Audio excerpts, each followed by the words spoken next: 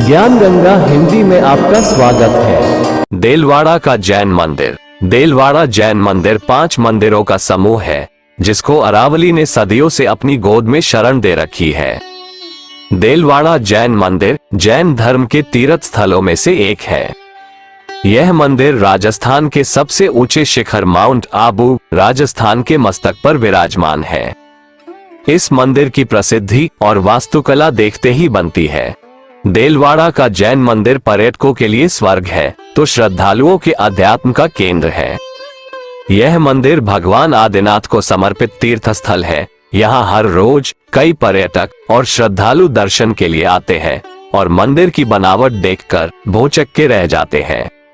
इस मंदिर को बनाने में उस समय कुल 18 करोड़ 53 लाख रुपए खर्च हुए थे और बनाने के लिए गुजरात के बड़नगर से कुशल इंजीनियरों को बुलाया गया था। 1500 वास्तुशिल्प वाले इस मंदिर को 1200 मजदूरों ने 14 साल में बनाया। मंदिर निर्माण में जो मजदूर लगे थे उन्हें मजदूरी के रूप में सोना और चांदी दिया जाता था। मंदिर बनाने के बाद हर मजदूर करोड़पति हो चुका था। मजदूरों को लंच के लिए 2 घंटे का समय दिया जाता था, लेकिन मजदूरों ने सिर्फ आधे घंटा ही लंच में इस्तेमाल किया। बाकी समय यानी 1.5 घंटा उन्होंने मंदिर निर्माण में लगाया। मंदिर निर्माण में यहाँ काम करने वाले मजदूरों की आर्थिक मदद की गई, जिन्हें मजदूरी के तौर पर संगमरमर पर काम करने के निकले चूरे के बराबर सोना तोल कर दिया जाता था। मंदिर में यहाँ स्थित मूर्तियों में कई हीरे और कई किलो सोना लगा हुआ है। मंदिर के बारे में ये कहा जाता है कि जब निर्माण शुरू हुआ तब ये जंगल थे, लिहाजा यह अनुमान लगाया जाता है कितने भारी भरकम संगमरमर और मार्बल के पत्थरों को हाथी द्वारा ही लाया गया होगा। मंदिर कई नामचीन हस्तियों के दीदार का भी गवाह रहा है। देश के पहले प्रधानमंत्री पंडित जवाहरलाल नेहरू और पहले राष्ट्रपति डॉक्टर राजेंद्र प्रसाद ने भी इस मंदिर के दर्शन किए हैं। इसके बाद देश के पूर्व प्रधानमंत्री इंदिरा गांधी और राजीव गांधी सहित कई सियासी हस्तियां मंदिर देखने और दर्शन के लिए यहां पर आए थे। देलवाड़ा जैन मंदिर राजस्थान का कश्मीर कहे जाने वाला माउंट आबू पर स्थित है। मंदिर को राजस्थान का ताजमहल कहा जाता है। जब आप देखोगे तो आपको लगेगा कि मंदिर अभी आपसे बात करने वाला है, आपसे बात करता हुआ आपको प्रतीत होगा। मंदिर देखने के बाद प्रसिद्ध इतिहासकार जेम्स स्टो ने कहा कि भारत में ताजमहल के बाद सबसे सुंदर इमारत यही है। यहाँ सबसे प्रसिद्ध 2 मंदिर हैं, जिनके नाम विमल वसही और लुनवसही है।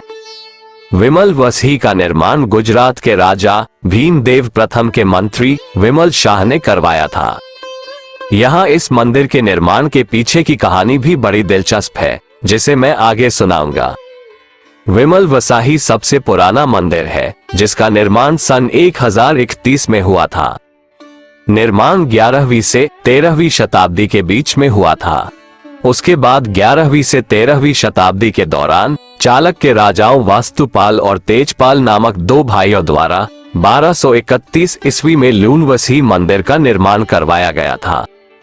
देलवाड़ा जैन मंदिर कुल 5 मंदिरों का समूह है, जिसमें लूनवसही का निर्माण इन दोनों भाइयों द्वारा किया गया था, जिसके बाद में इन दोनों भाइयों की पत्नियों ने आगे हाथी बनवाए थे, जिस वजह से इसे देवरानी जिठानी का मंदिर भी कहा जाता है। ऐसा कहा जाता है कि सोलंकी राजा भीमदेव ने अपने महासचिव विमल शाह को चंद्रावती रियासत में हुए विद्रोह को नियंत्रित करने के लिए भेजा था।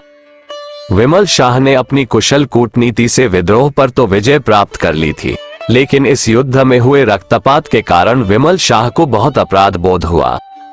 विमल शाह ने तब एक जैन साधक से इस पाप से छुटकारा पाने और पश्चाताप करने का उपाय पूछा। जैन साधक ने विमल शाह को उपदेश देते हुए कहा कि पाप से पूरी तरह छुटकारा पाना तो आसान नहीं है, लेकिन मंदिर बनाकर आप कुछ पुण्य अवश्य कमा सकते हैं। इसी प्रेरणा से विमल शाह ने मंदिर निर्माण शुरू करवाया। विमल शाह ने पहले कुंभेरिया में पार्श्वनाथ के 360 मंदिर बनवाए थे, किंतु उनके इष्ट देवी अंबाजी ने किसी बात पर नाराज होकर 5 मंदिरों को छोड़ अवशिष्ट सारे मंदिर नष्ट कर दिए और स्वप्न में उन्हें दिलवाड़ा में आदिनाथ का मंदिर बनाने का आदेश दिया। किंतु आबू पर्वत के परमार नरेश ने विमल शाह को मंदिर के लिए भूमि देना तभी स्वीकार किया जब उन्होंने संपूर्ण भूमि को रजत खंडों से ढक दिया। इस प्रकार 56 लाख रुपए में जमीन खरीदी गई थी। इन मंदिरों की भव्यता, कारीगरों की भवन निर्माण में निपुणता, उनके सूक्ष्म पैठ और छैनी पर उनके असाधारण अधिकार का परिचय देती है। मंदिर की प्रमुख विशेषता ये भी है कि सभी की छतों द्वारा तोरण सभा मंडपों का उत्कृष्ट शिल्प एक दूसरे से बिल्कुल भिन्न है। 5 मंदिरों के समूह में 2 विशाल मंदिर हैं और 3 उनके अनुपूरक हैं। इन मंदिरों के प्रकोष्ठों की छतों के गुंबद में स्थान स्थान पर उकेरी गई सरस्वती, अंबिका, लक्ष्मी, सरवरी, पद्मावती, शीतला आदि देवियों की दर्शनीय प्रतिमाएं शिल्पकारों की छेनी की निपुणता के साक्ष्य खुद बखुद प्रस्तुत कर देती है। यहाँ किरण मूर्तियों और कलाकृतियों में शायद ही कोई ऐसा अंश हो जहाँ कलात्मक पूर्णता के दर्शन न होते हो। शिला लेखों और ऐतिहासिक अभिलेखों के अनुसार प्राचीन काल में स्थल अबू नागा जनजाति का प्रमुख केंद्र था। महाभारत में आबू पर्वत में महर्षि वशिष्ठ के आगमन का उल्लेख मिलता है।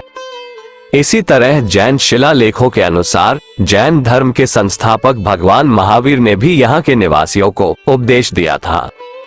यह मंदिर प्राचीन वास्तुकला का उत्कृष्ट उदाहरण है। ये शानदार मंदिर जैन धर्म के तीर्थंकरों को समर्पित है।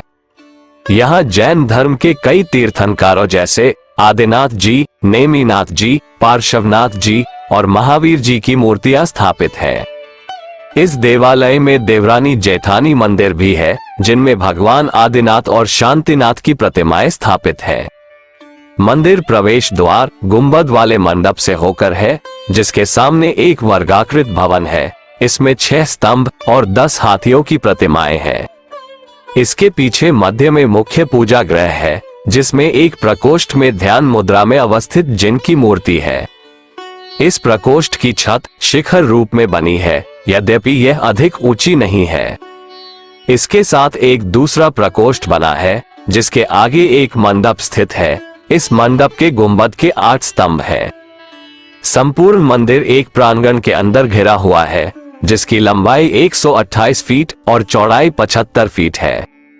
इसके चातुर्दिक छोटे स्तंभों की दोहरी पंक्तियां हैं, जिनसे प्रांगण के लगभग 52 कोठियों के आगे बरामदा सा बन जाता है।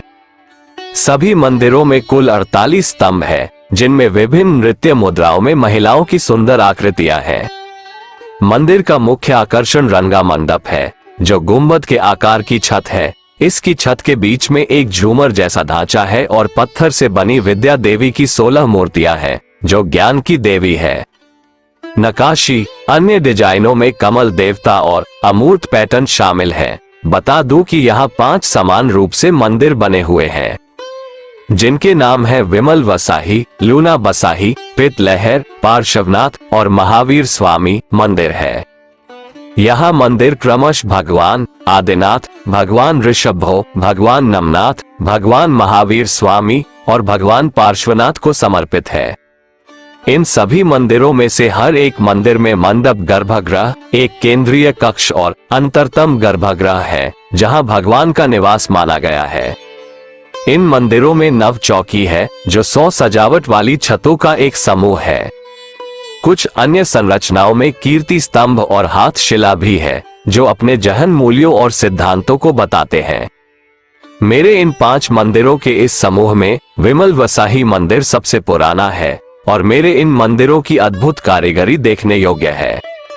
अपने ऐतिहासिक महत्व और संगमरमर पत्थर पर बारीक नक्काशी जादूगरी के लिए पहचाने जाने वाले राज्य के सिरोही जिले के अन्य विश्वविख्यात मंदिरों में शिल्प सौंदर्य का ऐसा बेजोड़ खजाना है, जिससे दुनिया में अन्यत्र और कहीं नहीं देखा जा सकता।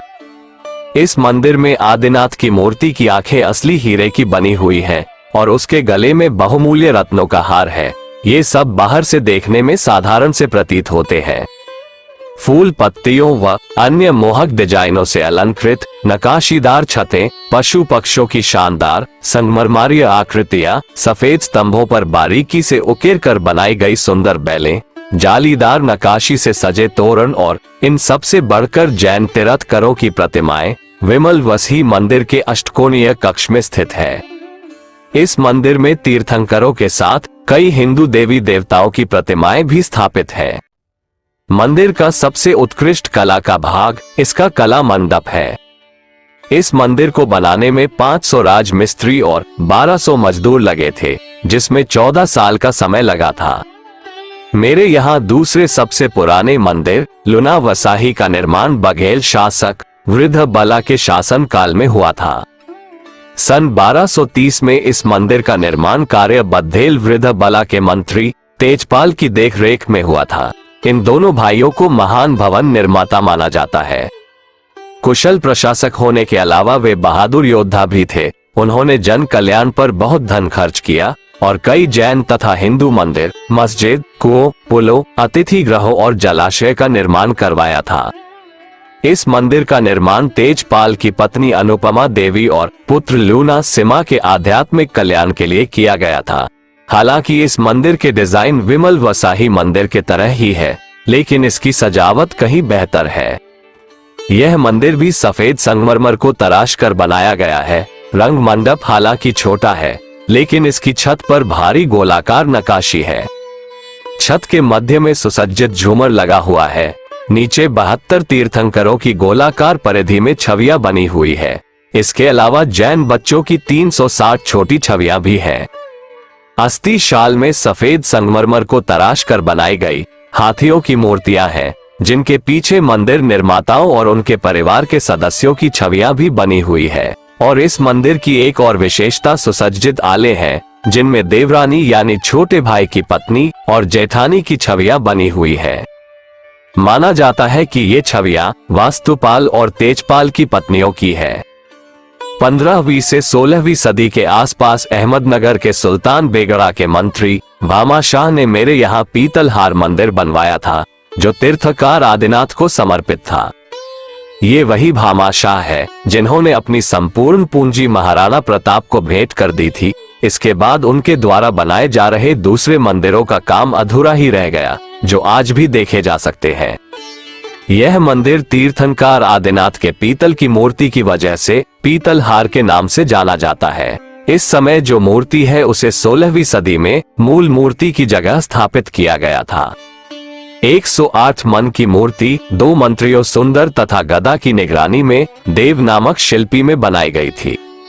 यह मंदिर अन्य 2 मंदिरों की तरह अलंकृत तो नहीं है, लेकिन इसमें कई जैन तीर्थकारों और देवी देवताओं की छवियां बनी हुई है। 15वीं सदी के अंत में यहाँ चौथे मंदिर का निर्माण हुआ, जो 23वें तीर्थकार पार्श्वनाथ को समर्पित है।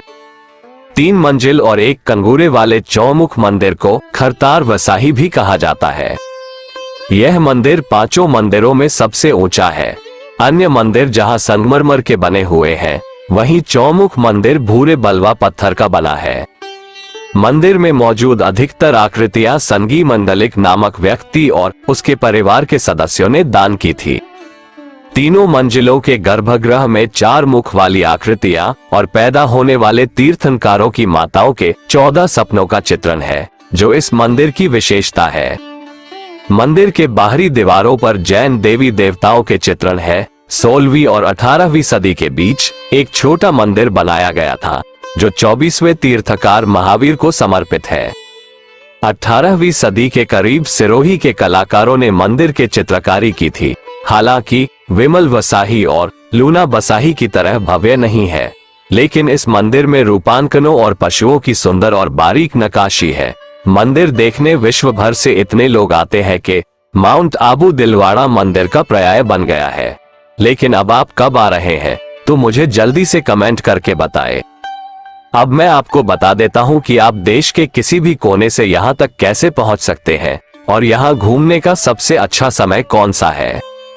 मंदिर चयनित भक्तों के लिए सुबह 6 बजे से शाम 6 बजे तक खुला रहता है और अन्य धर्मों के लोगों के लिए मैं दोपहर 12 बजे से शाम 6 बजे तक खुला रहता है। यहां आने से पहले इस बात पर जरूर ध्यान रखें कि यहां किसी भी पर्यटक और तीर्थ यात्री को मंदिर परिसर में फोटो खींचने की अनुमति नहीं है और यहां का प्रवेश निःशुल्क है। साथ ही आपको बता दें, माउंट आबू में पूरे साल अच्छा मौसम रहता है। हालांकि अप्रैल से लेकर जून के महीने गर्म होते हैं, लेकिन मानसून और सर्दियों के मौसम में यहाँ घूमने के लिए बहुत अच्छी जगह है, क्योंकि ये जगह बहुत ज्यादा ठंडी नहीं है और न ही बहुत ज्यादा बरसात होती है। माउंट आबू एक लोकप्रिय और सरल हिल स्टेशन होने के साथ साथ प्राकृतिक शुद्ध शाकाहारी भोजन मिलने की भी खास जगह है। एक बेहद लोकप्रिय जैन तीर्थ स्थल होने की वजह से यहाँ पर बड़ी संख्या में शुद्ध शाकाहारी रेस्तरां है। इसलिए यहाँ पर आपको मांसाहारी भोजन मिलने की उम्मीद काफी कम रखनी चाहिए।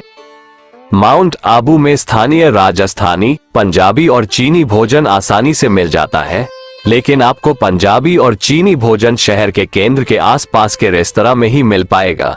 इसलिए आप यहाँ के स्थानीय भोजन का स्वाद ही चखें तो ज्यादा अच्छा होगा। माउंट और मंदिर के बीच की दूरी सिर्फ 2.5 किलोमीटर है। यदि आपके पास अपना वाहन है तो आप आसानी से मंदिर तक देलवाड़ा रोड तीर्थ यात्रा मार्ग से पहुंच सकते हैं। इस मार्ग पर बसें नहीं चलती है, हालांकि टैक्सी या ऑटो रिक्शा यहाँ उपलब्ध है। अगर आप यहाँ घूमने के लिए हवाई जहाज से आने का प्लान बना रहे हैं तो आपको बता दूं, माउंट आबू से कोई डायरेक्ट एयरपोर्ट जुड़ा नहीं है। इसका निकटतम हवाई अड्डा उदयपुर, राजस्थान है। अगर आप किसी और देश से आ रहे हैं तो आपका अहमदाबाद हवाई अड्डा उतरना बेहतर होगा, जो एक अंतर्राष्ट्रीय हवाई अड्डा है। इसके अलावा आप दिल्ली, मुंबई, जयपुर से उदयपुर के लिए कनेक्टिंग फ्लाइट ले सकते हैं। इसके बाद आप माउंट आबू या दिलवाड़ा जैन मंदिर पहुंचने के लिए टैक्सी या कैब ले सकते हैं। अगर आप ट्रेन से सफर करना चाहते हैं तो आपको जयपुर और अहमदाबाद से माउंट आबू के लिए कई नियमित ट्रेन मिल जाएंगी। यदि आप जयपुर और अहमदाबाद के अलावा किसी दूसरे शहर से यात्रा कर रहे हैं तो हम आपको यही कहना चाहते हैं कि टैक्सी को प्राथमिकता दें, क्योंकि ट्रेन से आने में आपको दिक्कत हो सकती है। आपको ट्रेन से माउंट आबू तक पहुंचने के लिए लंबे मार्ग से जाना होगा। दोस्तों, आपको ये वीडियो कैसा लगा हमें कमेंट करके जरूर बताएं। और यदि आप यहाँ गए हो तो आपको सबसे ज्यादा किस चीज ने प्रभावित किया, हमें कमेंट करके जरूर बताएं। साथ ही अभी तक चैनल ज्ञानगंगा हिंदी को सब्सक्राइब नहीं किया है तो चैनल को सब्सक्राइब करें और बेल आइकन जरूर दबाएं। धन्यवाद। जय हिंद, जय भारत।